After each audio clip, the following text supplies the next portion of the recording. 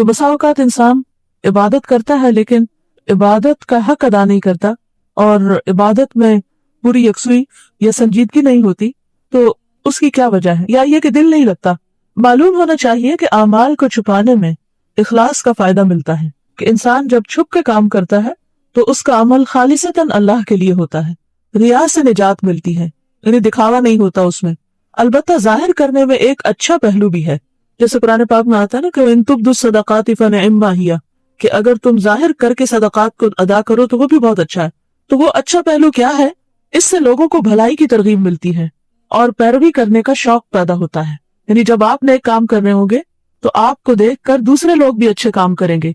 यानी जब कोई आपको अच्छा काम करते हुए देखता है तो उसको भी शौक आता है और उसका सवाब भी फिर आपको मिलता है, क्योंकि आप सबब बने किसी के नेकी का। इसके अलावा एक बात यह भी है कि बाज आमाल ऐसे हैं जिनको छुपाना मुमकिन ही नहीं, जैसे हज और जिहाद। बहरहाल अमल को जाहिर करने वाले को चाहिए कि अपने दिल की निगरानी करे। यानी अगर आप लोगों के सामने कोई काम कर रहे हैं, मसलन नमाज पढ़ रहे हैं या सदका कर रहे हैं, तो ऐसे में फिर इंसान को अपने ऊपर नजर रखनी चाहिए, यहाँ तक कि इसमें पोशीदा रिया की मोहब्बत भी ना रहे। यानी एक रिया तो इंसान खुद भी डिटेक्ट कर लेता है कि मैं दिखावा कर रहा हूँ, लेकिन बाज़ औक़ात ऐसा होता है कि खुद भी इंसान को पता नहीं चलता कि वो कहाँ दिखावे का शिकार हो गया। कमजोर आदमी को चाहिए कि इस नीयत से अपने नफ्स को धोखा न दे कि मैं दिखा के इसलिए कर रहा हूँ कि दूसरों को तरगीब मिले और मुझे ज्यादा सवाब मिले। कमजोर आदमी की मिसाल उस गर्क होने वाले की तरह है जो थोड़ा थोड़ा तैरना जानता हो। उसने एक जमात को डूबते देखा, उसको उन पर रहम आया, वो उनके पास गया और उन्होंने उसका सहारा लिया, तो वो भी डूबे और ये भी डूबा। यानी अगर कोई शख्स खुद पूरी तरह तैरना नहीं जानता तो वो डूबते हुए को नहीं बचा सकता। इसी तरह एक शख्स खुद अभी अपनी तरबियत के इब्तदाई मरहलों में है और उसको अपने नफ्स पे खुद कंट्रोल नहीं और वो दूसरों का रहनुमा बनने की फिक्र में है, तो ऐसा ना हो कि ना वो दूसरों की रहनुमाई का हक अदा कर सके, दूसरों को तरगीब देने का हक अदा कर सके और ना ही खुद अपने अमल की हिफाजत कर सके। तो ऐसे शख्स को फिर रिस्क नहीं लेना चाहिए जब तक कि वो सेल्फ कंट्रोल करने के काबिल ना हो। जो आदमी ताकतवर हो, यानी उसका इखलास मुकम्मल हो और उसकी निगाह में लोगों की मदा और जम की कोई हकीकत ना हो, ये जो जुमला इसको अंडरलाइन करें, और उसकी निगाह में लोगों की मदा और जम की कोई हकीकत ना हो, यानी ये चीज आपको बताती है कि आप मुखलिस हैं या नहीं और आपका इखलास मुकम्मल हुआ है या नहीं। कि आप तारीफ से भी बेनियाज हो जाए और जम से भी, यानी दूसरों की मुजम्मत से भी बेनियाज। अगर आपको किसी की मुजम्मत परेशान करती है या किसी की तारीफ बिगाड़ती है या आप तारीफ के शौकीन हैं या तारीफ के मुंतजर हैं, तो इससे पता ये चलता है कि आपका इखलास अभी मुकम्मल नहीं। तो ऐसे शख्स को जिसका इखलास मुकम्मल हो चुका हो, उसको अपना अमल जाहिर करने में कोई हर्ज नहीं, क्योंकि नेकी की तरगीब देना भी नेकी है। सलफ की एक जमात से बयान किया गया है कि वो अपने कुछ हालात जाहिर कर देते थे ताकि उनकी पैरवी की जाए। जैसे कि बाज ने फौत होने के वक्त अपने घर वालों से कहा, मुझ पर न रोना, क्योंकि मैं जब से मुसलमान हुआ हूँ मैंने कभी गुनाह नहीं किया। तो इससे ये पता चलता है कि अगर एक शख्स मरते वक्त या अपने खात्मे के वक्त अपने अमल को जाहिर कर देता है तो इससे जरूरी नहीं कि उसके अमल जाया हो जाएंगे, क्योंकि डिपेंड करता है कि उसकी नीयत क्या थी। अबू बकर बिन अय्याश रहमहुल्लाह ने अपने बेटे से कहा, इस कमरे में अल्लाह की नाफरमानी न करना, मैंने इसमें 12,000 कुरान खत्म किए हैं। अब ये जो लफ्ज बयान करना था कि 12,000 कुरान खत्म किए हैं, इससे बेटे को एक तरह से बेहतर तरीके से तलकीन करना मकसूद थी ताकि वो चौकन्ना हो और उसे ये पता चले कि बाप कितना इबादत गुजार था, तो वो उस रिवायत को कायम रखे और इबादत की तरह इख्तियार करे या इबादत के तरीके पर चले। तो ऐसी सूरत में नसीहत के वक्त या दूसरों को तरगीब देने के लिए बात की जा सकती है। इनके कलाम में ऐसी और बहुत सी बातें हैं, वल्लाहु आलम। गुनाहों को छुपाने के सिलसिले में बाज लोग ये ख्याल करते हैं कि गुनाहों का छुपाना भी रिया है, यानी नेकी का जाहिर करना जैसे रिया है इसी तरह गुनाह छुपाना भी। लेकिन ऐसा नहीं, क्योंकि वो सच्चा आदमी जो रियाकार नहीं है, अगर उससे कोई गुनाह सरजद हो जाए तो उसे चाहिए अपनी लफ्जिश छुपाए। अल्लाह ताला गुनाह जाहिर करने को नापसंद और पर्दापोशी को पसंद करता है। नबी सल्लल्लाहु अलैहि वसल्लम से बयान किया गया है कि आप सल्लल्लाहु अलैहि वसल्लम ने फरमाया, जो आदमी किसी गंदगी गुनाह का इर्तिकाब करे तो उसे चाहिए कि अल्लाह की पर्दापोशी से अपने गुनाह को छुपाए। यानी अगर अल्लाह ने उसका गुनाह छुपा दिया है तो उसे खुद भी छुपाना चाहिए। आदमी ने गुनाह करके अगरचे अल्लाह की नाफरमानी की है, लेकिन उसका दिल उस चीज की मोहब्बत से जिसे अल्लाह पसंद करता है खाली नहीं हुआ। यानी बसा औकात इंसान अपनी कमजोरियों की वजह से, भूल चूक की वजह से, निस्यान की वजह से جہالت کی وجہ سے اللہ کی نافرمانی کا کام کر جاتا ہے، لیکن اس کی وجہ دین سے کوئی بغاوت یا دین سے بیزاری نہیں ہوتی، بس انسان کی کمزوری ہوتی۔ تو اس گناہ کا مطلب یہ نہیں کہ انسان کے دل میں اللہ کی محبت نہیں رہی، اللہ کی محبت اپنی جگہ ہوتی ہے۔ تو ایسی صورت میں پھر انسان کو گناہوں کو ظاہر نہیں کرنا چاہیے، اور یہ محبت ایمان کی قوت سے پیدا ہوتی ہے۔ چاہیے کہ دوسروں کے گناہ ظاہر ہونے کو بھی برا سمجھے، ایسا کرنا صدق کا اثر ہے۔ ان گناہوں کا ذکر، اللہ کی نافرمانی کا تذکرہ، خواہ وہ اپنا ہو یا کسی اور کا ہو، یہ کوئی پسندیدہ عمل نہیں، کیونکہ بہرحال کسی بری چیز کو برسر محفل بیان کرنا یا اس کا ذکر کرنا بذات خود ایک ناگوار اور ایک مومن کے دل پہ بوجھ ڈالنے والی چیز ہے۔ جیسے قرآن پاک میں بھی آتا ہے نا، اللہ تعالیٰ پسند نہیں کرتا، لا یحب اللہ الجہر، کس چیز کو؟ جہر کو، یعنی بلند کرنے کو، اعلانیہ کرنے کو، بالسوء، برائی کا، مگر کسی پہ ظلم ہو تو وہ ظلم کی داستان سنا سکتا ہے، اور وہ بھی اس کو کہ جہاں سے اسے انصاف مل سکے۔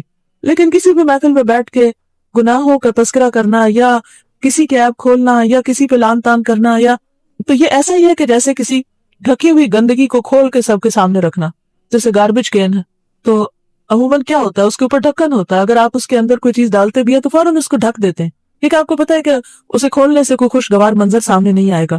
اسی طرح یہ کہ اگر ڈھکن اٹھا دیں گے تو اس سے کوئی اچھی اسمیل نہیں آئے گی۔ تو آپ کی پوری کوشش یہ ہوتی ہے کہ بوقت مجبوری صرف گندگی اس میں مزید ڈالی جائے اور فوراً ڈھک دیا جائے۔ تو اس شخص کے ذوق کا کیا کہیے کہ جو گاربیج کین کو لا کے کسی محفل میں لوگوں کے بیچ میں کھول دے۔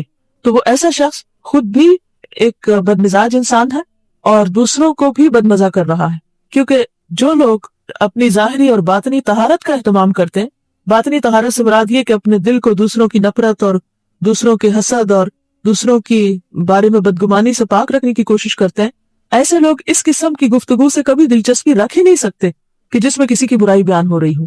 ان کے لیے اس میں کوئی مزے کی یا خوشگوار بات ہے ہی نہیں۔ تو اس لیے انسان کو اپنی برائیاں بھی چھپانی چاہیے اور دوسروں کی کمزوریاں، کوتاہیاں، برائیاں، غلطیاں ان کو بھی ڈھانک کے رکھنا چاہیے، کیونکہ ان کا نشر کرنا ایسا ہی ہے جیسے گندگی کی ٹوکری کھول دینا یا گاربیج کین کو کھول کے رکھ دینا، یا یہ کہ ڈھکے ہوئے کوڑے کو پھیلا دینا۔ جب آپ کسی گلی بازار میں گزرتے ہیں اور وہاں پر کتے، بلیاں یا کبے وغیرہ گندگی کے ڈھیر کو کھول رہے ہوتے ہیں یا بیگز پھاڑ رہے ہوتے ہیں تو کس قدر ناگوار منظر ہوتا ہے، اور کسی بھی سلیم الفطرت انسان کے اوپر وہ منظر بہت بھاری ہوتا ہے۔ تو بالکل اسی طرح جو لوگ سلیم الفطرت ہوتے ہیں، جنہیں نیکی سے محبت ہوتی، جنہیں اللہ سے محبت ہے، جنہیں رسول صلی اللہ علیہ وسلم سے محبت ہے، جنہیں اللہ کے کلام سے محبت ہے، جن کے دلوں میں اس کلام کی پاکیزگی اتری ہے، یہ ہو نہیں سکتا کہ انہیں گناہ کی باتوں میں دلچسپی ہو اور وہ کسی کے عیب سننا پسند کریں۔ وہ جس طرح اپنے عیبوں کو ڈھانکنا پسند کرتے ہیں، اسی طرح دوسروں کے عیب ڈھانکنا بھی پسند کرتے ہیں۔ تو یہاں پر یہ کہتے ہیں کہ دوسروں کے گناہ ظاہر ہونے کو بھی برا سمجھے، ایسا کرنا صدق یعنی سچائی کا اظہار ہے۔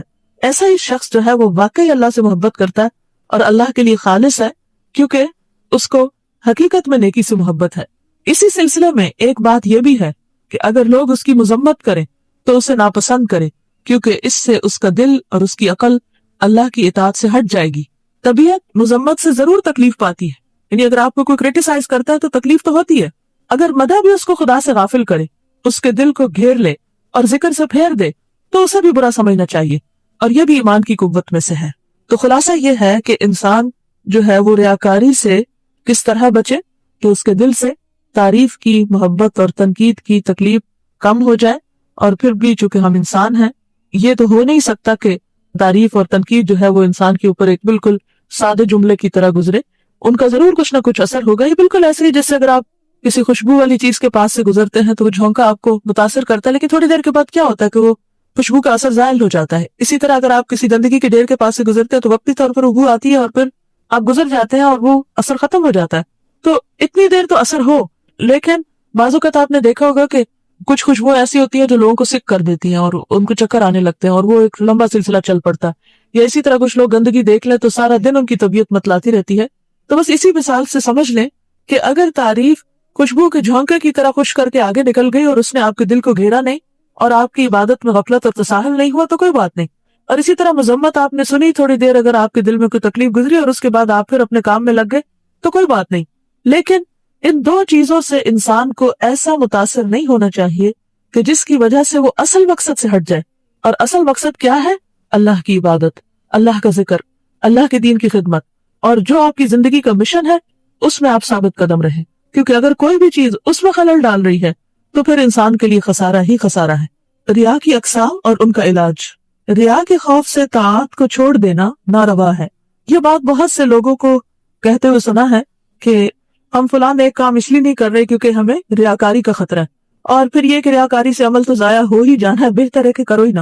تو یہاں یہ کہتے ہیں کہ ریا کے خوف سے طاعت کو چھوڑ دینا ناروا ہے، یعنی ناجائز ہے، غلط ہے۔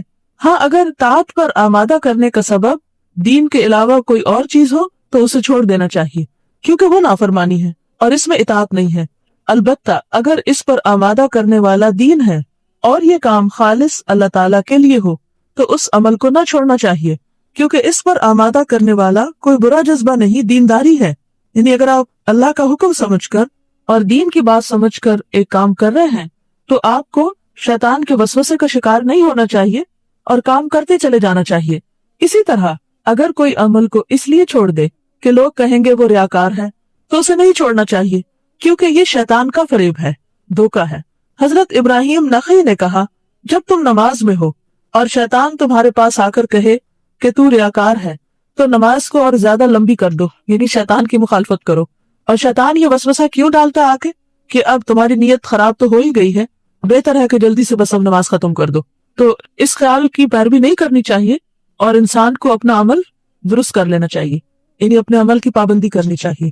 بعض سلف سے بیان کیا گیا ہے کہ انہوں نے ریا کے خوف سے عبادت کو چھوڑ دیا دیتا ہے۔ مطلب یہ ہے کہ اگر وہ نہ ہوتے تو اس کے دل میں عبادت کی یہ خواہش نہ ہوتی، یا کبھی خیال کرنے والا خیال کرتا ہے کہ یہ ریا ہے، اور یہ مطلق طور پر ایسا نہیں ہے بلکہ اس میں تفصیل ہے، اور وہ یہ کہ ہر مومن اللہ کی عبادت کی رغبت رکھتا ہے، لیکن کچھ موانعات اسے روک دیتے ہیں۔ مانعات ان کی جمع ہے، یعنی منع کرنے والے، رکاوٹیں، اور غفلت اسے پریشان کر دیتی ہے۔ پھر کبھی دوسروں کا مشاہدہ اس غفلت کو ظاہر کر دیتا ہے، یعنی اگر آپ اچھی کمپنی میں ہوتے ہیں اور آپ کے ایمان میں اضافہ ہوتا ہے اور آپ کا دل اچھے کاموں کو بہت زیادہ کرنے لگتا ہے تو اس کی بنیادی وجہ کیا ہے کہ آپ نے دوسروں سے ایک انرجی حاصل کی اور ان کو کام کرتے دیکھ کر آپ کے لیے کام کرنا آسان ہو گیا۔ اور ایسا یہ صرف دین کے کاموں میں نہیں ہوتا، دنیاوی کاموں میں بھی ہوتا ہے۔ ایک کام آپ کو بہت مشکل لگ رہا ہوتا ہے، لیکن جب آپ کسی کو دیکھتے ہیں کہ وہ کر رہا ہے تو آپ کیا سوچتے ہیں کہ میں بھی کروں گا، اگر یہ کر سکتا ہے تو میں کیوں نہیں کر سکتا، اگر اس نے کر لیا ہے تو مجھے بھی کر لینا چاہیے۔ تو ایسی سوچ میں کوئی غلطی نہیں ہے، کوئی خرابی نہیں ہے۔ پھر کبھی دوسروں کا مشاہدہ اس غفلت کو زائل کر دیتا ہے اور موانعات دور ہو جاتے ہیں کہ انسان اپنے گھر میں ہوتا ہے جہاں وہ آرام دہ بستر پر سوتا ہے اور بیوی سے فائدہ اٹھاتا ہے، لیکن جب کسی اور کے مکان میں رات گزارے تو یہ مشاغل دور ہو جاتے ہیں، یعنی کوئی رکاوٹ نہیں رہتی، اور ایسے اسباب حاصل ہو جاتے ہیں جو اسے نیکی پر آمادہ کرتے ہیں۔ انہی میں سے ایک عبادت گزاروں کا مشاہدہ بھی ہے، یعنی عبادت گزاروں کو عبادت کرتے دیکھ کر اس کا بھی عبادت کو دل چاہتا ہے، اور پہلے دل کیوں نہیں چاہ رہا تھا؟ کیونکہ ایک اور چیز بیچ میں رکاوٹ تھی۔ جب رکاوٹ دور ہوئی تو اس کا دل نیکی کے لیے کھل گیا۔ کبھی ایسا بھی ہوتا ہے کھانے کی زیادہ چیزوں کی وجہ سے روزہ رکھنا مشکل ہو جاتا ہے برخلاف دوسری جگہ کے، تو ایسے حالات میں شیطان اس کو عبادت سے روکنے کے لیے آتا ہے اور کہتا ہے اگر تو نے اپنی عادت کے خلاف عمل کیا تو ریاکار ہوگا، یعنی پہلے گھر میں تو کبھی روزہ نہیں رکھا، تو اب یہاں تم روزہ رکھنے لگے ہو، یہ تو صرف ریاکاری۔ اس کی طرف توجہ نہیں دینی چاہیے بلکہ اپنے دل کے قصد کو دیکھنا چاہیے۔ انسان کو چاہیے اپنے عمل کا امتحان کرے، لوگوں کو ایسی جگہ میں فرض کر لے کہ خود تو ان کو دیکھتا ہو اور وہ اس کو نہ دیکھتے ہو، یعنی انسان اپنے دل میں یہ سمجھ لے کہ نہیں مجھے کوئی نہیں دیکھ رہا، پھر اپنے نفس کو دیکھے۔ اگر وہ عبادت کے لیے تیار ہو تو وہ عمل اللہ تعالیٰ کے لیے، اور اگر تیار نہ ہو تو ان کے ہوتے اس کا تیار ہونا ریا ہے۔ یعنی اس وقت انسان جبکہ دوسروں کی کمپنی میں کوئی کام کرنا چاہتا ہو تو وہی سوچ لے کہ نہیں مجھے کوئی آس پاس کا شخص نہیں دیکھ رہا، اور پھر بھی وہ کام کرتا چلا جائے، اس کا مطلب یہ ہے کہ وہ لوگوں سے انرجی حاصل کرا لیکن لوگوں کی خاطر نہیں وہ کام کر رہا۔ اسی پر دیگر باتوں کو قیاس کر لو۔ تو یہ ریا کی کچھ آفتیں ہیں، ان کا خیال رکھو، تفتیش کرو اور اپنی نیت کا دھیان رکھو، کیونکہ ریا چیوٹی کی چال سے بھی زیادہ مخفی ہے۔ مرید کو چاہیے کہ اپنی تمام عبادتوں میں اپنے دل کو اللہ کے علم پر قناعت کرنے کا پابند کرے، اور اس پر قناعت وہی کرے گا جو اللہ سے ڈرتا ہو اور اسی سے امید رکھتا ہو۔ اپنے نفس کو اخلاص سے مایوس نہ کرنا چاہیے، یعنی انسان کبھی یہ نہ سوچے کہ میرے اندر تو اخلاص آ ہی نہیں سکتا، میں تو اپنے آپ سے مایوس ہوں، یہ سوچ کر کہ اخلاص پر تو طاقتور آدمی قادر ہو سکتے ہیں اور میں کمزور ہوں، یعنی ایسا نہ سوچے کہ ہم تو اتنے گناہگار ہیں اور کمزور انسان ہیں، اور وہ تو بڑے اللہ والے ہوتے ہیں جن کے نفس اپنے قابو میں ہوتے ہیں اور وہ اللہ کے بہت قریب ہوتے ہیں اور ان کو اللہ کی خاص مدد حاصل ہوتی ہے، اس لیے صرف مخلصین تو وہی ہو سکتے ہیں اور ہم تو ایسا کر ہی نہیں سکتے. تو یہ نہیں سوچنا چاہیے. اخلاص کے حاصل کرنے میں مجاہدہ نہ چھوڑے، اس لیے کہ کمزور کو تو اس کی زیادہ ضرورت ہے. یعنی طاقتور تو طاقتور ہے لیکن کمزور کو اور زیادہ محنت چاہیے. حضرت ابراہیم بن ادہم نے کہا، میں نے معرفت ایک راہب سے سیکھی جس کا نام سمان تھا. میں اس کے عبادت خانے میں داخل ہوا اور اس سے پوچھا، تم اس عبادت خانے میں کتنی مدت سے ہو؟ اس نے کہا 70 سال سے. میں نے کہا تمہاری خوراک کیا ہے؟ اس نے کہا ہر رات چنے کا ایک دانہ. میں نے کہا کون سی چیز تمہارے دل میں تحریک کرتی ہے کہ تمہیں ایک چنا کافی ہے؟ یعنی کیا چیز تم کو موٹیویٹ کرتی؟ تحریک کرنے کا مطلب موٹیویٹ کرتی. اس نے کہا ان لوگوں کو دیکھ رہے ہو جو تمہارے سامنے کھڑے ہیں. میں نے کہا ہاں. تو اس نے کہا یہ سال میں ایک دن میرے پاس آتے ہیں، میرے عبادت خانے کو سجاتے ہیں اور میری تعظیم کی وجہ سے اس کے گرد چکر لگاتے ہیں، اور میں سارے سال کی مشقت اس ایک گھڑی کی عزت کے لیے برداشت کرتا ہوں. اے دین حنیف کے پیروکار، تم بھی ہمیشہ کی عزت کے لیے ایک گھڑی کی مشقت برداشت کرو. تو اس سے میرے دل میں معرفت جاگزی ہو گئی. اس نے کہا میں تجھے کچھ مزید بتلاؤں؟ میں نے کہا ہاں. تو کہا عبادت خانے سے نیچے اتر. میں اترا تو اس نے میری طرف ایک تھیلا لٹکا دیا، اس میں چنے کے 20 دانے تھے. پھر مجھ سے کہا اب گرجا میں داخل ہو جاؤ. اس کی ہدایت پر جب میں گرجا میں داخل ہوا تو عیسائی اکٹھے ہو گئے اور کہنے لگے، اے مسلمان، راہب نے تجھے کیا دیا ہے؟ میں نے کہا اپنی کچھ خوراک مجھ کو دی ہے. کہنے لگے تو اسے کیا کرے گا؟ ہم اس کے زیادہ حقدار ہیں، اس کی قیمت مقرر کر لے. میں نے کہا 20 دینار. انہوں نے مجھے 20 دینار دے دیے. میں رقم لے کر راہب کے پاس واپس گیا تو اس نے کہا تو نے غلطی کی، تو اگر ان سے 20,000 دینار بھی مانگتا تو وہ تجھے دے دیتے. یہ عزت اس آدمی کی ہے جو اللہ کی عبادت نہیں کرتا. اللہ کی عبادت کرنے والے کی عزت کا اندازہ کرو. اے مسلمانوں، اللہ کی عبادت میں لگ جاؤ. یعنی اگر ایک راہب لوگوں سے عزت حاصل کرنے کے لیے اپنے نفس کے ساتھ مجاہدہ کرتا ہے اور لوگ اس قدر اس کی قدردانی کرتے ہیں کہ اس کے 20 چنوں کو 20,000 میں خریدنے کو تیار ہیں، تو پھر جو شخص کوئی کام اللہ کے لیے کر رہا ہو، اللہ تعالیٰ اس کے عمل کی کس قدر قدردانی فرمائے گا. اس سے معلوم ہو گیا کہ لوگوں کے دلوں میں عظمت حاصل کر لینا بڑی قیمتی چیز ہے. یہ نفس کو خلوت پر آمادہ کرتی، یعنی یہ موٹیویشنل فیکٹر تھا اس کے پیچھے. لہٰذا یہ ایک عظیم آفت ہے کہ ہمارا مقام لوگوں کے دل میں بڑا ہو جائے. اس آفت سے محفوظ رہنے کی علامت یہ ہے کہ انسان کے نزدیک آدمی اور چارپائے ایک جیسے ہو جائیں. اس کا عمل ایسا ہونا چاہیے کہ جیسے زمین پر اس کے سوا کوئی اور انسان نہیں، کہ کوئی نہیں دیکھ رہا اس کو. پھر جب کمزور سے وسوسے پیدا ہوں تو ان کو دور کر دے. واللہ عالم. عبادت میں تساہل کے ازالے کے لیے ایک دعا بھی پڑھنی چاہیے. وہ دعا ہے اللہم انی اعوذ بک من الہم والحزن والعجز والکسل والجبن والبخل وغلبۃ الدین وقہر الرجال. کراچی سے ایک سوال ہے، صفحہ نمبر 340 پر نیچے سے دوسرا پیراگراف. تو یہ ریا کی کچھ آفتیں ہیں، ان کا خیال رکھو، تفتیش کرو اور اپنی نیت کا دھیان رکھو، کیونکہ ریا چیوٹی کی چال سے بھی زیادہ مخفی ہے. مرید کو چاہیے کہ اپنی تمام عبادتوں میں اپنے دل کو اللہ کے علم پر قناعت کرنے کا پابند کرے. اس عبارت یا اس سطر کا کیا معنی ہے، اس کی میں وضاحت کیے دیتی ہوں. مرید کو چاہیے کہ اپنی تمام عبادتوں میں، اور مرید کا معنی کئی دفعہ واضح ہو چکا ہے، ارادہ کرنے والا. مرید کو چاہیے کہ اپنی تمام عبادتوں میں، یعنی جو بھی ہے، نماز، روزہ، تلاوت، نوافل وغیرہ، اپنے دل کو اللہ کے علم پر قناعت کرنے کا پابند کرے.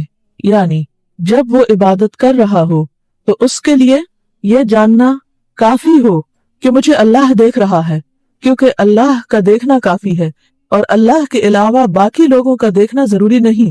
قناعت کا لفظی معنی کیا ہوتا ہے کہ انسان کو جو بھی مل جائے وہ اس پر راضی ہو جائے، یعنی تھوڑے پر بھی راضی ہو جائے. لیکن یہاں پر ہم دیکھتے ہیں کہ اللہ کا دیکھنا اور اللہ کا جاننا تھوڑا نہیں ہے. اللہ کا جاننا تو سب سے زیادہ انسان کے لیے کافی ہونا چاہیے. یعنی اس احساس کے بعد، اس خیال کے بعد کہ اللہ دیکھ رہا ہے، اللہ میری عبادت سے واقف ہے اور اللہ مجھے کافی ہے، اس چیز کا انسان اپنے آپ کو پابند کرے اور اس سے زیادہ کی طلب نہ رکھے، اس سے آگے نہ بڑھے کہ کوئی اور بھی مجھے دیکھے. یہ معنی ہے اس بات کا کہ اپنی تمام عبادتوں میں اپنے دل کو اللہ کے علم پر کہ اللہ جانتا ہے مجھے، قناعت کرنے کا پابند کرے کہ بس اتنا ہی کافی ہے مجھے، اس سے آگے کسی اور کو میرے عبادت کے علم کی ضرورت نہیں کہ میں کتنا عبادت گزار ہوں. اور اس پر قناعت وہی کرے گا، یعنی اس پہ وہی راضی ہوگا کہ صرف اللہ کا دیکھنا کافی ہے، جو اللہ سے ڈرتا ہو اور اسی سے امید رکھتا ہو، یعنی اجر کی اور ثواب کی. انسان کے دل میں اس کیفیت کا ہونا عبادت کے اندر اخلاص پیدا کر دیتا ہے. وعباد الرحمن الذين يمشون على الأرض هونا وإذا خاطبهم الجاهلون قالوا سلاما۔ اور رحمان کے بندے تو وہ ہیں جو زمین پر نرمی سے چلتے ہیں، اور جب جاہل لوگ ان سے بات کرتے ہیں تو وہ کہتے ہیں سلام ہے۔ رحمان کے بندے، خاص بندے، محبوب بندے ہر معاملے میں محتاط ہوتے ہیں، خواہ ان کا معاملہ اللہ سے ہو یا بندوں سے ہو۔ ان کے اندر عاجزی اور تواضع ہوتی ہے جو ان کی چال ڈھال اور گفتگو میں نمایاں طور پر نظر آتی ہے۔ مومن کا واسطہ جب کسی انسان سے پیش آتا ہے، خواہ وہ طاقتور ہو یا کمزور، تو وہ محتاط انداز سے وہ سارے حقوق ادا کرتا ہے جو اللہ نے ایک انسان کے لیے دوسرے انسان پر مقرر کیے ہیں، اور اس کے اندر مہربانی اور نرمی کے جذبات پائے جاتے ہیں۔ وہ دوسروں کے لیے وہی پسند کرتا ہے جو اپنے لیے کرتا ہے۔ عام معاملات ہوں یا جذباتی معاملات ہوں، وہ ہر حال میں اپنے آپ کو ایک ڈسپلن میں رکھتا ہے۔ وہ اپنے آپ کو بے لگام نہیں سمجھتا، ہر حال میں مثبت رویے کو اپناتا ہے۔ اللہ سبحانہ تعالیٰ نے جس طرح عبادت کے طریقے سکھائے ہیں، اسی طرح دوسرے انسانوں سے معاملہ کرنے کے طریقے بھی بتائے ہیں، جن پر چل کر انسان دنیا اور آخرت کی سعادت مندی کو پا سکتا ہے، انسانوں سے بھی خوشگوار تعلقات اور اللہ کی نظر میں بھی محبوب بن سکتا ہے۔ تو آج ہم سورۃ الفرقان کی آیت نمبر 63 کا مطالعہ کریں گے، رحمان کے بندوں کی دو خصوصیات کے بارے میں۔ وعباد الرحمن، اور رحمان کے بندے۔ رحمان کی طرف ان کی اضافت جو ہے وہ تکریم اور شرف کے لیے ہے، عزت کے لیے ہے، اور علم ہے، اس کی ربوبیت کی محتاج ہے، اس کے انتظام کے تحت ہے۔ ان کل من فی السماوات والارض الا آت الرحمن عبدا، آسمانوں اور زمین میں جو کوئی بھی ہے وہ رحمان کے پاس غلام بن کر آنے والا ہے، عبد بن کر آنے والا ہے۔ تو یہ عام عبودیت ہے، اور دوسری خاص عبودیت، یہ اللہ کے انبیاء اور مرسلین اور اس کے اولیاء کی عبودیت ہے، اور یہاں اس آیت میں عبودیت کی یہی قسم مراد ہے۔ اس لیے اللہ نے اس کی اضافت اپنے اسم مبارک الرحمن کی طرف کی، جو اس بات کی طرف اشارہ ہے کہ وہ اللہ کی رحمت کے سبب سے اس مقام پہ پہنچے ہیں۔ اللہ سبحانہ تعالیٰ نے ان کی صفات کا ذکر کیا اور ان کی تعریف کی۔ تو رحمان کے بندوں کی صفت کیا ہے؟ وَعِبَادُ الرَّحْمَنِ الَّذِينَ يَمْشُونَ عَلَى الْأَرْضِ هَوْنًا، رحمان کے بندے وہ ہیں کہ جو زمین پر سکینت کے ساتھ، عاجزی کے ساتھ چلتے ہیں، اور جب ناسمجھ لوگ ان کو اذیت دیتے ہوئے جہالت سے بات کرتے ہیں تو وہ بہت بہترین انداز سے جواب دیتے ہیں، ان سے اس طرح مخاطب ہوتے ہیں کہ خود کو گناہ سے سلامت رکھتے ہیں، ان کی جہالت کے مقابلے میں جہالت نہیں برتتے۔ تو یہ رحمان کے بندوں کی یہاں پہلی صفت بیان ہوئی کہ الذین یمشون علی الارض ہونا، کہ زمین پر آہستگی سے چلتے ہیں۔ یعنی ایک تو کسی کام کے لیے چلنا ہوتا ہے، اور ایک یہ کہ زندگی کی راہوں پہ چلنا، کہ کسی بھی طرح کا معاملہ ہو صبر و تحمل سے کام لیتے ہیں، عاجزی اور انکساری سے اور ٹھہراؤ سے معاملہ کرتے ہیں۔ یعنی کہیں داخل ہونے سے پہلے یہ دیکھتے ہیں کہ وہاں سے نکلنا کیسے ہے، اور سوچ بچار کے ساتھ، سمجھداری کے ساتھ، حلم اور تواضع کے ساتھ اللہ اور مخلوق کے سامنے بہت پرسکون اور متواضع ہوتے ہیں۔ وقار، سکون، اور اللہ کے بندوں کے سامنے اور اللہ سبحانہ تعالیٰ کے سامنے عاجزی اور انکساری ان کا وصف ہوتا ہے۔ اور ہونن کا لفظ جو ہے یہ حین کا مصدر ہے، اس کا مطلب ہے سکینت اور وقار، یعنی زمین پر سکینت اور وقار اور تحمل سے چلتے ہیں، میانہ روی کے ساتھ چلتے ہیں۔ یاد رکھیے، میانہ روی اور کام میں ٹھہراؤ اور اچھی سیرت اختیار کرنا نبوت کے اخلاق میں سے ہے۔ نبی صلی اللہ علیہ وسلم کی چال بہترین مثال ہے۔ راوی کہتے ہیں کہ آپ صلی اللہ علیہ وسلم دائیں بائیں جھک کر قدم بھرتے اور آہستہ آہستہ چلتے تھے۔ جب آپ قدم اٹھاتے تو دائیں بائیں جھک کر قدم اٹھاتے، اور تکبر کے بغیر نرمی کے ساتھ چلتے تھے۔ آپ کندھے نہیں ہلاتے تھے، یعنی کسی قسم کے اکڑ پن یا تکبر کا اظہار نہیں ہوتا تھا۔ سکون اور وقار کے ساتھ، امام ابن کثیر کہتے ہیں کہ سکون اور وقار کے ساتھ چلتے ہیں، جیسا کہ اللہ تعالیٰ کا فرمان ہے وَلَا تَمْشِ فِي الْأَرْضِ مَرَحًا إِنَّكَ لَن تَخْرِقَ الْأَرْضَ وَلَن تَبْلُغَ الْجِبَالَ طُولًا۔ لقمان حکیم نے اپنے بیٹے کو نصیحت کی تھی، اور زمین میں اکڑ کر نہ چل، بے شک نہ تو کبھی زمین کو پھاڑے گا اور نہ کبھی لمبائی میں پہاڑوں تک پہنچے گا۔ لیکن اس سے مراد یہ بھی نہیں کہ انسان بیماروں کی طرح چلے तसन्नो और रियाकारी के साथ मरीजों की तरह चलते हुए अपनी आजिज़ी का इजहार करे। जब हजरत उमर रज़ियल्लाहु अन्हु ने एक नौजवान को देखा कि वो मरियल चाल चल रहा है तो पूछा कि माँ बालुक अंत मरीज, तुम्हारा क्या हाल है, क्या तुम बीमार हो? उसने कहा नहीं, बीमार तो नहीं। तो हजरत उमर रज़ियल्लाहु अन्हु ने उसको कोड़ा मारा और हुक्म दिया कि कुव्वत से चलो। तो रियाकारों की तरह चलना, मिस्कीनों की तरह चलना और फकीराना शक्ल बनाकर चलना, ये यहाँ मुराद नहीं है, क्योंकि नबी सल्लल्लाहु अलैहि वसल्लम तेज चलते थे, मजबूती के साथ चलते थे। आप जब भी चलते तो जमीन से अपना कदम उठाकर चलते थे, यानी पांव घसीट घसीट के नहीं चलते थे। आप दाएं बाएं यूं झुकते हुए चलते थे, गोया के बुलंदी से नीचे उतर रहे हों, यानी जरा सा आगे की तरफ झुकाव होता था। तो ये लोग जो रहमान के खास बंदे हैं, इनके अंदर अकड़, फखर, तकब्बुर, गुरूर नहीं होता, बल्कि नरमी, सकीनत और तवाज़ु होता है। न ये पांव पटक कर चलते हैं, न शोर मचाकर, और न ही पांव मार मार के। ज़ोहरी कहते हैं कि तेज चलने से चेहरे की रौनक खत्म हो जाती है। इब्न अतिया कहते हैं कि इनकी मुराद बहुत ज्यादा तेज चलना है, क्योंकि बहुत ज्यादा तेज चलना वकार में खलल पैदा कर देता है और दरमियाना रवि इख्तियार करने में ही बेहतरी है। कुशैरी ने कहा कि एक कौल यह है कि वो फसाद फैलाने के लिए और नाफरमानी करने के लिए नहीं चलते, बल्कि अल्लाह की इताअत में और मुबाह कामों में चलते हैं और किसी हमाकत में पड़ने के लिए नहीं चलते। ज़ैद बिन असलम कहते हैं कि मैं अल्लाह ताला के फरमान अल्लज़ीना यमशूना अलल अर्दि हौनन की तफसीर के मुतालिक पूछता रहा, तो मुझे कहीं से इसके बारे में तसल्ली बख्श जवाब ना मिला।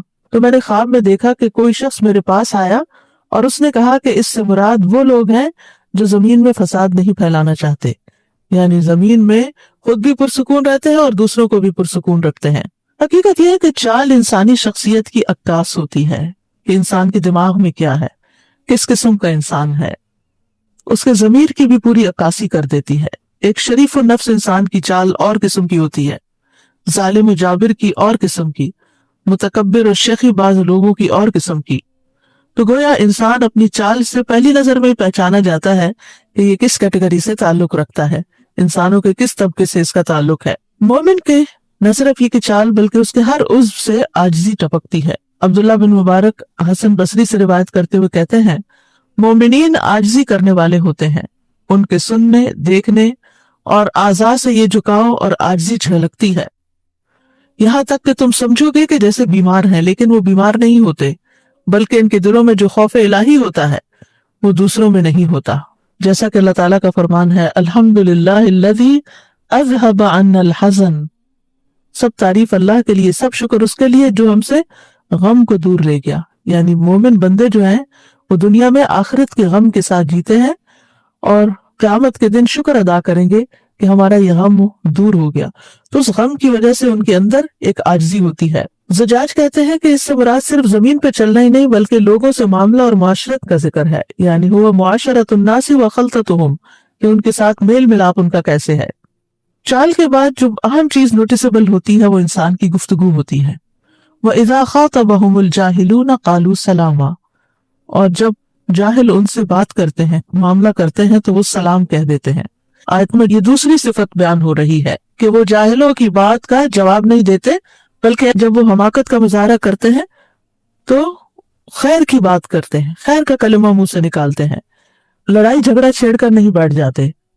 रहमान के बंदों के लिए रसूलुल्लाह सल्लल्लाहु अलैहि वसल्लम की जात में बेहतरीन नमूना है, जिनकी बुर्दबारी जहालत पर गालिब थी और जाहिल की सख्ती उनकी बुर्दबारी में और इजाफा करती थी। मुराद इससे यह है कि जाहिलों की गुफ्तगू का मुकाबला अच्छी गुफ्तगू से करने वाले हैं, यानी जब उनके साथ जाहिल लोग हमाकत और बेअदबी के साथ गुफ्तगू करते हैं, रूडनेस दिखाते हैं, तो वो उसका मुकाबला वैसी गुफ्तगू के साथ नहीं करते, बल्कि वो अच्छी बात के साथ उनका मुकाबला करते हैं। जैसा कि अल्लाह ताला ने एक और आयत में फरमाया, व इज़ा समिउल लग़्व आरदू अन्हु व क़ालू लना आमालुना व लकुम आमालुकुम सलामुन अलैकुम ला नब्तग़िल जाहिलीन। और जब वो लग़्व बात सुनते हैं तो उससे किनारा करते हैं और कहते हैं कि हमारे लिए हमारे अमाल हैं और तुम्हारे लिए तुम्हारे अमाल, सलाम है तुम पर, हम जाहिलों को नहीं चाहते। अब ये जो सलाम है, तो सलाम से मुराद सिर्फ ये नहीं कि कोई झगड़ा कर रहे तो अस्सलाम वालेकुम कह देते हैं, मुराद इससे बहस तर्क कर देना है, बहस छोड़ देना, एराज छोड़ देना है। यानी अहले ईमान अहले जहालत से उलझते नहीं, بلکہ ایسے موقع پر پرہیز اور گریز کی پالیسی اختیار کرتے ہیں اور بے فائدہ بحث نہیں کرتے۔ مجاہد کہتے ہیں قالو سلامہ کا مطلب ہے کہ انہوں نے سیدھی بات کہی، قولوا قولا سدیدا۔ سعید بن جبیر کہتے ہیں انہوں نے اچھی بات کے ساتھ جواب دیا۔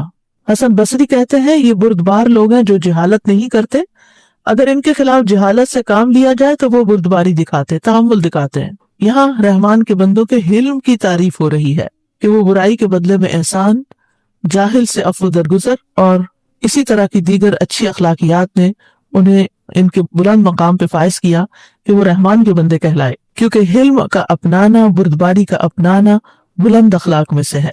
لوگوں کی تکلیف دہ باتوں پر صبر کرنا، ان کی جہالت سے اعراض برتنا، اگنور کر دینا، یہ بلند درجات کی نشانی ہے۔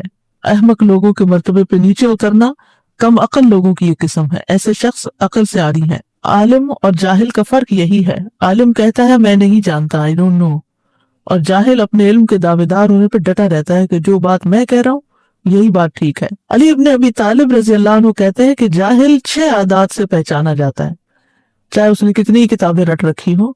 6 عادات۔ نمبر 1، وہ معمولی باتوں پہ غضبناک ہو جاتا ہے، چھوٹی سی بات اس کو ٹریگر کر دیتی ہے اور انتہائی غیظ و غضب اور غصے کا شکار ہو جاتا ہے۔ نمبر 2، وہ بے فائدہ کلام کرتا ہے، فضول باتیں۔ نمبر 3، غیر مناسب مقام پر عطیات دیتا ہے، یعنی جس کا حق نہ ہو اس کو عطیہ دیتا ہے۔ نمبر 4، دوست اور دشمن کی پہچان نہیں رکھتا، اس کو یہ نہیں سمجھ آتی کہ کون میرا دوست ہے کون میرا دشمن ہے۔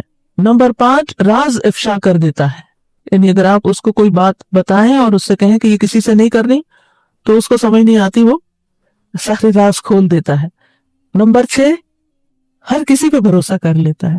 یہ آپ دیکھیں کہ حضرت علی بن ابی طالب رضی اللہ تعالیٰ عنہ ماشاءاللہ کتنی گہرائی کے ساتھ انہوں نے انسانی نفسیات کا جائزہ لیا اور جاہلوں کی 6 عادتیں یہاں پر بیان کر لی۔ اس میں ہم سب کو آئینہ دیکھنا چاہیے کہ کہیں اس میں سے کوئی چیز ہمارے اندر تو نہیں، کیونکہ ہم دوسروں میں تو جلدی دیکھ لیں گے لیکن اپنے اندر تو کہیں ایسی کوئی چیز نہیں۔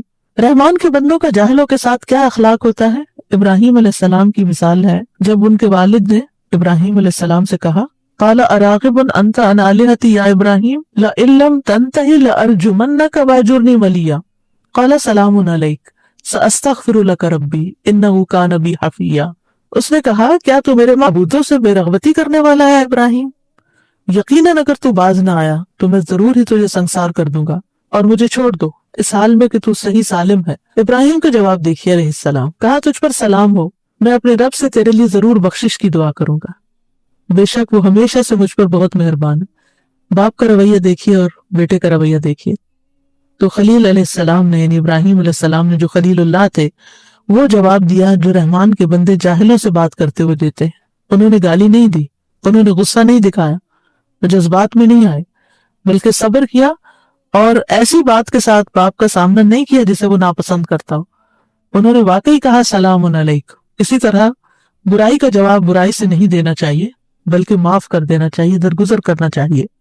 عبداللہ ابن عمرو بن عاص کہتے ہیں کہ تورات میں رسول اللہ صلی اللہ علیہ وسلم کو ان صفات کے ساتھ متصف کیا گیا، اے نبی بے شک ہم نے آپ کو گواہی دینے والا، بشارت دینے والا، ان پڑھوں کی حفاظت کرنے والا بنا کر بھیجا ہے۔ آپ میرے بندے ہیں اور میرے رسول ہیں، میں نے آپ کا نام متوکل رکھا۔ آپ نہ بدخو ہیں نہ سخت دل ہیں، نہ بازاروں میں نہیں دینا چاہیے بلکہ معاف کر دینا چاہیے، درگزر کرنا چاہیے۔ عبداللہ ابن عمرو بن عاص کہتے ہیں کہ تورات میں رسول اللہ صلی اللہ علیہ وسلم کو ان صفات کے ساتھ متصف کیا گیا، اے نبی بے شک ہم نے آپ کو گواہی دینے والا، بشارت دینے والا، ان پڑھوں کی حفاظت کرنے والا بنا کر بھیجا ہے۔ آپ میرے بندے ہیں اور میرے رسول ہیں، میں نے آپ کا نام متوکل رکھا۔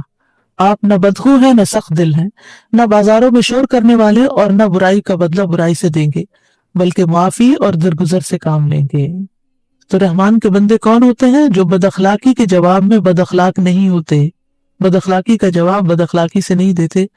پھر جاہلوں سے اعراض جو ہے قرآن مجید کی سورۃ الاعراف میں اس کا ذکر آتا ہے، خذ العفو وامر بالعرف واعرض عن الجاہلین، کہ درگزر اختیار کرو، نیکی کا حکم دو اور جاہلوں سے کنارہ کر لو۔ کہا جاتا ہے کہ عمر بن عبدالعزیز بیت اللہ کا طواف کر رہے تھے تو آپ نے ایک آدمی کے پاؤں پر پاؤں رکھ دیا جو آپ کے پہلو میں طواف کر رہا تھا۔ اس آدمی نے عمر سے کہا کیا تم گدھے ہو؟ انہوں نے کہا نہیں، میں تو عمر بن عبدالعزیز ہوں۔ کتنا خوبصورت جواب ہے، اور بات ختم ہو گئی۔ جواب میں یہ نہیں کہا کہ تم ہو گئی یا تمہارا باپ ہوگا جیسے عام طور پر اس کا جواب دیا جاتا ہے۔ انہوں نے ایسی حماقت نہیں کی، بلکہ بہت خوبصورتی سے اپنا تعارف کرا دیا۔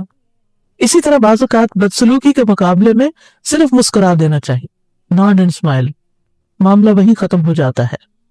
حضرت انس کہتے ہیں، میں رسول اللہ صلی اللہ علیہ وسلم کے ساتھ چل رہا تھا، آپ کے جسم مبارک پر نجران کی بنی ہوئی موٹے حاشیے کی ایک چادر تھی۔ اتنے میں ایک دیہاتی آ گیا اور اس نے آپ کی چادر کو پکڑ کر اتنی زور سے کھینچا کہ میں نے رسول اللہ صلی اللہ علیہ وسلم کے مونڈے پر دیکھا کہ اس کے زور سے کھینچنے کی وجہ سے نشان پڑ گیا ہے۔ پھر اس نے کہا، اے محمد، جو اللہ کا مال آپ کے پاس ہے مجھے اس میں سے دیے جانے کا حکم دیجیے۔ تو رسول اللہ صلی اللہ علیہ وسلم اس کی طرف متوجہ ہوئے اور مسکرائے، اور آپ نے اسے دینے کا حکم دیا۔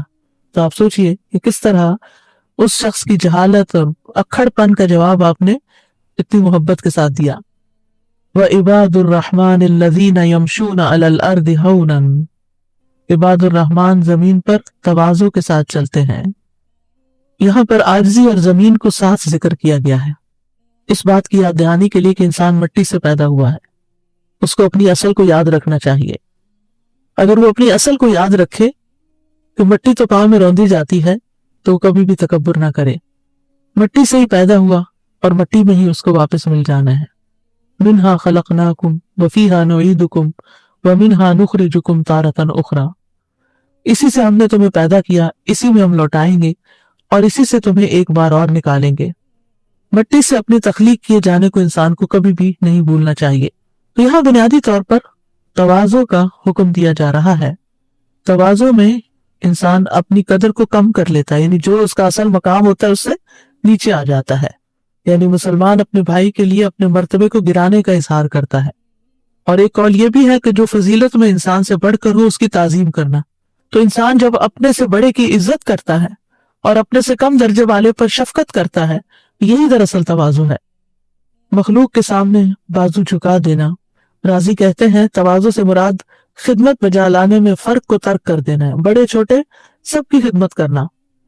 اسی طرح فضیل بن عیاض کہتے ہیں حق کے تابع ہو جانا اور اس کے لیے فرما برداری اختیار کرنا، اس کو قبول کر لینا، یہ تواضع ہے۔ یہاں تک کہ اگرچہ آپ اسے کسی بچے یا لوگوں میں سب سے زیادہ جاہل شخص سے سنیں، یعنی چاہے بچہ بات کر رہا ہو، اگر صحیح بات کر رہا ہے تو اس کو بھی مان لینا، کوئی جاہل کر رہا ہے اگر اس نے بھی کوئی صحیح بات کی ہے تو اس کو بھی قبول کر لینا۔ یعنی کہ متواضع انسان وہ ہوتا ہے کہ جو کسی کی بھی بات، چاہے اس سے بڑے کی ہو یا چھوٹے کی، اگر وہ صحیح بات ہے تو اس کو لینے میں کوئی آر نہیں ہوتی۔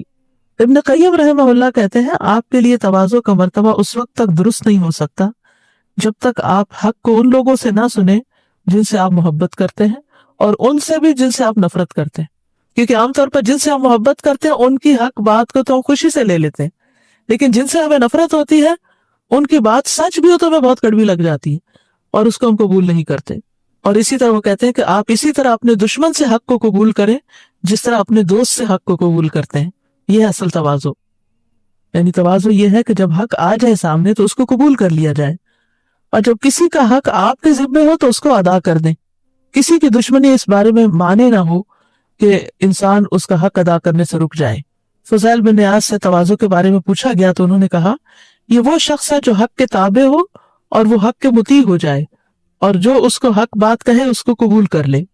اسی طرح حسن بصری اور یونس اور ایوب آپس میں اکٹھے ہو کر نکلے تو تواضع کے بارے میں مذاکرہ کرنے لگے کہ تواضع کیا ہے۔ تو حسن بصری نے ان سے کہا کہ کیا تم لوگ جانتے ہو کہ تواضع کیا ہے؟ تواضع یہ ہے کہ جب آپ گھر سے نکلے تو آپ جس بھی مسلمان سے ملیں یہی سمجھے کہ وہ آپ سے اچھا ہے، یہ آپ سے بہتر ہے، یہ ہے اصل تواضع۔ بہت سے لوگ دنیاوی مال و دولت کی وجہ سے خود کو بڑی چیز سمجھتے ہیں اور مال و دولت والوں ہی کی عزت کرتے ہیں، یہ بھی تواضع کے خلاف ہے۔ یحییٰ بن ابی کثیر کہتے ہیں کہ تواضع کا خلاصہ 3 چیزوں میں ہے۔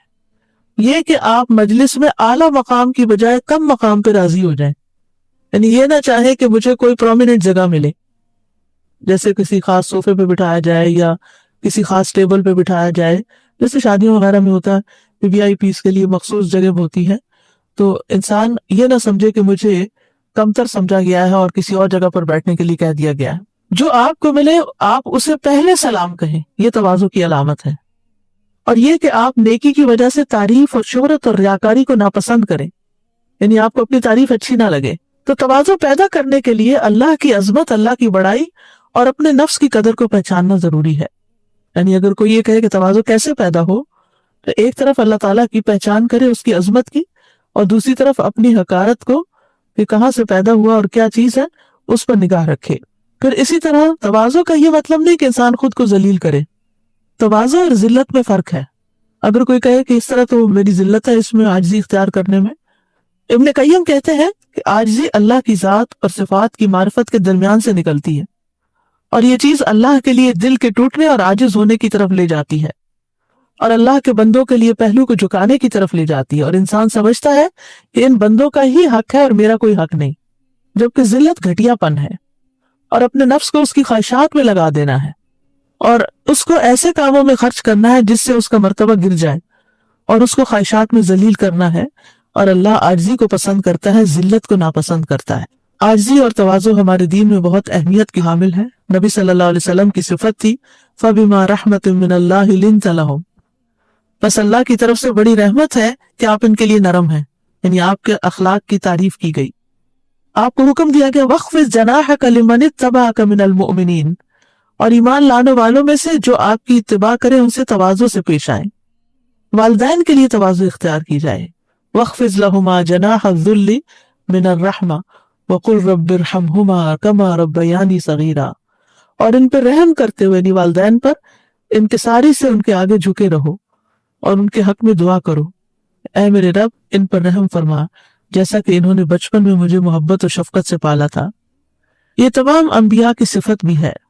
حضرت یحییٰ علیہ السلام کہتے ہیں وَبَرًّا بِوَالِدَتِي وَلَمْ يَجْعَلْنِي جَبَّارًا شَقِيًّا، یہ حکم دیا کہ میں اپنی والدہ سے بہتر سلوک کرتا رہوں، اور نیز یہ کہ مجھے اللہ نے جابر اور بدبخت نہیں بنایا۔ عیسیٰ علیہ السلام کے بارے میں آتا ہے رسول اللہ صلی اللہ علیہ وسلم نے فرمایا جو عیسیٰ علیہ السلام کی تواضع دیکھ کر خوش ہونا چاہتا ہے وہ ابو ذر کو دیکھ لے، ابو ذر رضی اللہ عنہ کو۔ اللہ سبحانہ وتعالیٰ نے نبیوں میں عاجزی پیدا کرنے کے لیے ان کو بکریاں چرانے کا حکم دیا۔ تمام انبیاء بکریاں چراتے تھے۔ حدیث میں آتا ہے اللہ نے کوئی ایسا نبی نہیں بھیجا جس نے بکریاں نہ چرائی ہو۔ اس پر صحابہ نے آپ سے پوچھا آپ نے بھی چرائی ہیں؟ آپ نے فرمایا ہاں، کبھی میں بھی مکہ والوں کی بکریاں چند قرات کی تنخواہ پہ چرایا کرتا تھا۔ موسیٰ علیہ السلام کو بھیجا گیا اور وہ بکریاں چرایا کرتے تھے۔ داؤد علیہ السلام جو بعد میں بادشاہ بنے وہ بھی بکریاں چراتے تھے۔ آپ نے فرمایا اور میں بھی مقام اجیاد میں بکریاں چرایا کرتا تھا۔ اسی طرح تمام لوگوں کو یہ حکم دیا گیا ہے کہ عاجزی اختیار کرے، یہاں تک کہ کوئی کسی پر فخر نہ کرے اور نہ ہی کوئی کسی پر زیادتی کرے۔ یہ صحیح مسلم کی حدیث ہے۔ کامل ایمان والوں کی یہی صفت ہے اذلۃ علی المؤمنین، کہ اپنے مسلمان بھائیوں کے لیے تواضع اختیار کرتے ہیں۔ حدیث میں مومن کی عاجزی کی مثال دی گئی۔ مومن آسان اور نرم ہوتے ہیں، اس مانوس اونٹ کی طرح کہ اگر اس کو اپنے پیچھے چلایا جائے تو وہ مطیع ہو کر چلا آتا ہے، اگر اس کو پیچھے سے ہانکا جائے تو وہ آگے ہانکا جاتا ہے، اگر تم اس کو چٹان میں بھی بٹھاؤ تو بیٹھ جاتا ہے۔ یعنی آپ دیکھیے کہ اونٹ کتنا اونچا لمبا جانور، انسان کے قد سے اونچا اور انسان سے مضبوط تر، لیکن انسان اس کو اپنے قابو میں کر لیتا ہے، اس کو بٹھاتا ہے تو وہ مان جاتا ہے، اس کی بات بیٹھ جاتا ہے۔ تو اس سے مومن کی مثال دی گئی۔ معاذ بن جبل کہتے ہیں بندہ اس وقت تک ایمان کی چوٹی تک نہیں پہنچ سکتا جب تک انکساری سے بلند مرتبے سے زیادہ عزیز نہ ہو جائے اور دنیا کا تھوڑا ساز و سامان اسے زیادہ سے محبوب نہ ہو جائے، اور جن لوگوں سے محبت اور نفرت کرتا ہے وہ ان سے حق کے مطابق ہی محبت اور نفرت کرے، یعنی جتنا حق ہو اتنی ہی محبت ہو اتنی ہی نفرت ہو، اور لوگوں کے لیے اس طرح فیصلہ کرے جس طرح وہ اپنی ذات اور اپنے گھر والوں کے لیے کرتا ہے۔ اللہ کے محبوب بندے ہیں وہ جن کے اندر نرمی اور شفقت ہو۔ افضل انسان وہ ہے جو بلند مرتبہ ہوتے ہوئے بھی عاجزی اور انکساری کرے اور باوجود قدرت کے زہد اختیار کرے اور اپنی قوم کے خلاف مدد کرنا چھوڑ دے۔ تواضع صاحب علم اور صاحب فضل لوگوں کا اخلاق ہوتا ہے۔ علم والے متواضع ہوتے ہیں اور صاحب اخلاق ہوتے ہیں، اور یہ ان کے علم والا ہونے کی پہچان ہوتی ہے، اور ایسے لوگ اللہ کے نزدیک بہت قابل قدر ہوتے ہیں۔ سلف صالحین کی تواضع کی چند مثالیں ہیں۔ خیثمہ کہتے ہیں کہ حارث بن قیس جوفی ہیں جو کہ عبداللہ رضی اللہ عنہ کے اصحاب میں سے ہیں، اور سب لوگ ان سے بہت خوش تھے، تو وہ ایک یا دو آدمیوں کے پاس بیٹھ کر انہیں احادیث اور علم بیان کرتے، پھر جب زیادہ ہو جاتے تو کھڑے ہو جاتے اور انہیں چھوڑ دیتے، یعنی کراؤڈ بڑا ہوتا تو وہ اڑ جاتے۔ عامش ابراہیم سے روایت کرتے اور وہ علقمہ سے روایت کرتے کہ جب عبداللہ بن مسعود فوت ہوئے اور علقمہ عبداللہ بن مسعود کے بڑے شاگردوں میں سے سب سے بڑے تھے، تو ان سے کہا گیا آپ اس مجلس تدریس پر بیٹھ جائیں اور لوگوں کو سنت سکھائیں۔ تو انہوں نے کہا کیا تم چاہتے ہو کہ میری ایڑیوں کو روندا جائے، یعنی لوگ میرے پیچھے پیچھے چلیں اور میں سردار بن کر آگے آگے چلوں؟ نہیں، ایسا نہیں ہو سکتا۔ کہنے کا مطلب کیا تھا کہ میں عبداللہ بن مسعود کے مقام پر اپنے آپ کو نہیں پاتا، اس لیے میں اس مسلط پر نہیں سکھاؤں گا۔ اس کا یہ مطلب نہیں کہ وہ علقمہ نے سکھایا نہیں تھا، علقمہ کی بہت سی روایات ہیں، لیکن یہ کہ یہ لوگ شہرت کو اور لوگوں کے بہت اپریسیشن کو پسند نہیں کرتے تھے۔ اپنے سے زیادہ علم والوں کے سامنے تواضع اختیار کرنا۔ علماء کے لیے تواضع اختیار کرنے کے بارے میں آتا ہے جب زید بن ثابت اپنی سواری پر آئے اور یہ صحابہ کرام میں کبار علماء میں شامل ہوتے تھے تو ابن عباس کھڑے ہو گئے تاکہ ان کی سواری کی رکاب کو تھام لے۔ ابن عباس عالم کو مرحبا کہہ رہے تھے اور ان کو عزت و احترام اور محبت سے نیچے اتار رہے تھے، تو زید رضی اللہ عنہ نے کہا کہ اس عالم کو دیکھو تواضع کر، یعنی ابن عباس کو عالم کہا۔ پھر کہا اے اللہ کے رسول کے چچا کے بیٹے ایسا نہ کریں۔ تو عبداللہ بن عباس رضی اللہ عنہ نے کہا کہ ہمیں اپنے علماء کے ساتھ ایسا ہی کرنے کا حکم دیا گیا ہے کہ ہم عالم کی طرف جائیں، ان کے لیے کھڑے ہوں، ان کا استقبال کریں، ان کو سواری سے نیچے اتاریں، ان کی مدد کریں، ان کا سامان اتاریں۔ تو زید رضی اللہ عنہ نے کہا مجھے اپنا ہاتھ دکھائیں۔ ابن عباس نے ہاتھ نکالا تو زید رضی اللہ عنہ نے انہیں بوسہ دیا اور کہا ہمیں حکم دیا گیا ہے کہ ہم رسول اللہ کے اہل بیت کے ساتھ ایسا ہی کریں صلی اللہ علیہ وسلم۔ تو دونوں طرف کا آپ اخلاق دیکھیے کہ کتنا عمدہ تھا۔ لباس میں بھی تواضع ہونی چاہیے۔ رجاء بن حیوہ کہتے ہیں کہ عمر بن عبدالعزیز کے کپڑوں کی قیمت لگائی گئی تو ان کے کپڑوں کی قیمت 12 درہم لگی۔ ان کے کپڑوں میں ایک لمبا چوغا، پگڑی، قمیص اور شلوار اور اوپر لینے والی چادر، 2 موزے اور ٹوپی تھی، یعنی کوئی بہت بڑا ساز و سامان نہیں تھا۔ تواضع کے کچھ فائدے بھی ہیں، یعنی جو دنیا میں نظر آتے آخرت میں تو ہے ہی ہیں، کیونکہ اللہ تعالیٰ کو بندے کا عبد ہونا سب سے زیادہ پسند ہے۔ یعنی بندہ اپنے سب سے بڑے مقام پر اس وقت ہوتا ہے جب وہ سجدے میں ہوتا ہے، تواضع اختیار کر رہا ہوتا ہے۔ تواضع اختیار کرنے سے انسان کی عزت بڑھتی ہے۔ حدیث میں آتا ہے جو ان کے کپڑوں میں ایک لمبا چوغا، پگڑی، قمیص اور شلوار اور اوپر لینے والی چادر، 2 موزے اور ٹوپی تھی، یعنی کوئی بہت بڑا ساز و سامان نہیں تھا۔ تواضع کے کچھ فائدے بھی ہیں، یعنی جو دنیا میں نظر آتے آخرت میں تو ہے ہی ہیں، کیونکہ اللہ تعالیٰ کو بندے کا عبد ہونا سب سے زیادہ پسند ہے۔ یعنی بندہ اپنے سب سے بڑے مقام پر اس وقت ہوتا ہے جب وہ سجدے میں ہوتا ہے، تواضع اختیار کر رہا ہوتا ہے۔ تواضع اختیار کرنے سے انسان کی عزت بڑھتی ہے۔ حدیث میں آتا ہے جو آدمی اللہ کے لیے تواضع اختیار کرتا ہے، اللہ عز و جل اسے بلندیاں عطا کرتا ہے۔ نبی صلی اللہ علیہ وسلم نے فرمایا اللہ تبارک و تعالیٰ فرماتے ہیں جو شخص میرے لیے اتنا سا جھکتا ہے، راوی نے زمین کے قریب اپنے ہاتھوں لے جا کر کہا، یعنی اتنا سا، تو میں اسے بلند کر دیتا ہوں۔ راوی نے آسمان کی طرف اپنا ہاتھ اٹھا کر دکھایا، یعنی جو اتنا سا بھی جھکتا ہے اللہ تعالیٰ اس کو اتنا بڑا کر دیتا ہے۔ قرآن مجید میں آتا ہے وَبَشِّرِ الْمُخْبِتِينَ، عاجزی کرنے والوں کو خوشخبری دے دیجئے، ایسے شخص پر آگ حرام ہے جو قریب رہنے والا، نرم اور آسان ہے، جنت میں لے جانے والی صفت ہے۔ تواضع اختیار کرنے والوں کے لیے آخرت میں بھی نعمتیں ہیں۔ تو تواضع کے فائدے کیا ہیں کہ انسان کی قدر و منزلت بلند ہوتی ہے، حق قبول کرنے اور اس پر عمل کی توفیق ہوتی ہے، حقیقی عزت ملتی ہے، اللہ کے ہاں بلند مقام ملتا ہے، بندوں کی محبت ملتی ہے، دین و دنیا کی مصلحت حاصل ہوتی ہے، اس سے عداوتیں ختم ہو جاتی ہیں، دشمنیاں ختم ہو جاتی ہیں، محبتیں پیدا ہو جاتی ہیں۔ اور جہاں تواضع نہیں ہوتا، انکساری نہیں ہوتی، تو وہاں کیا ہوتا ہے؟ ایسا نہ کرنا، یعنی تواضع اختیار نہ کرنا، یہ ابلیس کی صفت ہے۔ ابا واستکبر وکان من الکافرین، اس نے انکار کیا اور تکبر کیا اور کافروں میں سے ہو گیا۔ پھر خود کو بڑا سمجھنے کی مذمت ہے۔ نبی صلی اللہ علیہ وسلم کے نزدیک ناپسندیدہ لوگ کون ہیں؟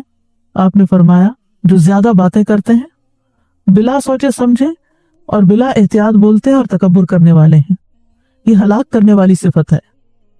فرمایا 3 چیزیں ہلاک کرنے والی ہیں، جن میں سے ایک بڑائی خورا ہونا، اپنے آپ کو بڑی چیز سمجھنا، لوگوں کو حقیر سمجھنے کی مذمت کی گئی ہے۔ جو شخص خود کو بڑی چیز سمجھتا ہے پھر لوگوں کو چھوٹا سمجھتا ہے۔ متکبر فقیر اللہ کو پسند نہیں، تو جس کو ضرورت بھی ہو اور پھر وہ اکڑ دکھائے۔ تکبر اہل جہنم کی نمایاں صفت ہے۔ ذرا برابر بھی خود کو بڑا سمجھنا جہنم میں لے جانے کا باعث ہے، اور خود کو بڑا سمجھنے والے قیامت کے دن متکبروں کو چونٹیوں کی طرح پیش کیا جائے گا، گویا کہ ان کی شکلیں انسان جیسی ہوں گی، ہر حقیر چیز ان سے بلند ہوگی، یہاں تک کہ وہ جہنم کے ایسے قید خانے میں داخل ہو جائیں گے جس کا نام بولس ہوگا، اور ان لوگوں پر آگوں کی آگ چھا جائے گی، انہیں تینۃ الخبال کا پانی یعنی اہل جہنم کی پیپ جمع کی ہوئی پلائی جائے گی۔ تو مومن بندے جو ہیں وہ ہر رویے میں عاجزی اختیار کرتے ہیں، گفتگو میں عاجزی اختیار کرتے ہیں، نرم بات کرتے ہیں، ٹھہراؤ سے بات کرتے ہیں، تیزی سے گفتگو نہیں کرتے۔ پھر اسی طرح خصوصاً اپنے سے چھوٹوں کے ساتھ شفقت سے کام لیتے ہیں بات کرتے ہوئے، چال میں عاجزی اختیار کرتے ہیں، اکڑ سے نہیں چلتے بلکہ معتدل چال چلتے ہیں، مضبوط قدموں سے چلتے ہیں۔ نماز کے لیے بھی سکینت سے آتے ہیں کیونکہ نماز کے لیے بھاگ بھاگ کے آنے سے منع کیا گیا ہے۔ اٹھنے بیٹھنے میں عاجزی اختیار کرتے ہیں، معمولی جگہ پر بیٹھنے کو برا نہیں سمجھتے، بیٹھنے میں بھی عاجزانہ طریقے سے بیٹھتے ہیں، مجلس میں دوسروں کو بھی جگہ دیتے ہیں۔ پھر کھانے پینے میں عاجزی اختیار کرتے ہیں، تکبر نہیں کرتے، کلوا واشربوا ولا تسرفوا انہ لا یحب المسرفین، کیونکہ اسراف جو ہے وہ تکبر والوں کا پیشہ ہے۔ فرمایا کھاؤ اور پیو اور پہنو اور صدقہ کرو لیکن اسراف نہ کرو اور تکبر نہ کرو۔ جو میسر ہو وہ کھا لیتے ہیں، کھانے پینے میں زہد اختیار کرتے ہیں، پیٹ بھر کر نہیں کھاتے۔ کھانا نہ ملنے پر روزہ رکھ لینا۔ نبی صلی اللہ علیہ وسلم گھر آئے ایک دفعہ، حضرت عائشہ سے کہا کیا تمہارے پاس کچھ ہے؟ تو وہ عرض کرتی ہیں کہ اللہ کے رسول ہمارے پاس تو کچھ بھی نہیں۔ آپ نے فرمایا تو میں پھر روزہ رکھ لیتا ہوں۔ آپ دیکھیے کہ آج اگر کوئی شوہر گھر میں آئے اور بیوی سے پوچھے کچھ کھانا پکا ہوا ہے اور وہ اگر کہہ دے کہ نہیں، تو پھر آپ دیکھیے کہ کیا صورت ہوتی ہے۔ عام طور پر انہی چیزوں سے گھروں میں لڑائیاں اور فساد پیدا ہو جاتے ہیں۔ پھر کھاتے ہوئے اگر کوئی لقمہ گر جائے تو اٹھا کے کھانے میں صاف کر کے اور محسوس نہیں کرتے، کھانے میں عیب نہیں نکالتے، کھانے میں دوسروں کو بھی شامل کر لیتے ہیں، یتیم اور مسکین کو ساتھ بٹھا کر کھلا لیتے ہیں، معمولی کھانے کی دعوت کو بھی قبول کر لیتے ہیں، ٹیک لگا کے نہیں کھاتے، سونے چاندی کے برتنوں میں نہیں کھاتے۔ پھر لباس میں بھی عاجزی اور تواضع۔ انبیاء علیہ السلام کی بہت سادہ زندگی ہوتی تھی، کوئی برانڈڈ کلوتھس نہیں پہنتے تھے۔ پھر اسی طرح متکبرانہ لباس نہیں پہننا چاہیے، بہت قیمتی لباس سے بھی اجتناب کرنا چاہیے۔ تواضع کی نیت سے بہت اچھا لباس چھوڑ دینے کا بھی اجر ملتا ہے۔ پھر سواری میں تواضع، حقیر سمجھی جانے والی سواری پر سوار ہونے سے آر محسوس نہیں کرنا چاہیے۔ پھر اسی طرح گھر والوں کے ساتھ تواضع، سب سے اچھا اخلاق گھر والوں کو دکھانا چاہیے، محبت کا اظہار کرنا چاہیے، گھر کے کام کاج میں تعاون کرنا چاہیے، بیوی کی جائز فرمائشیں پوری کر دینی چاہیے، ان کے ساتھ دل لگی کرنی چاہیے۔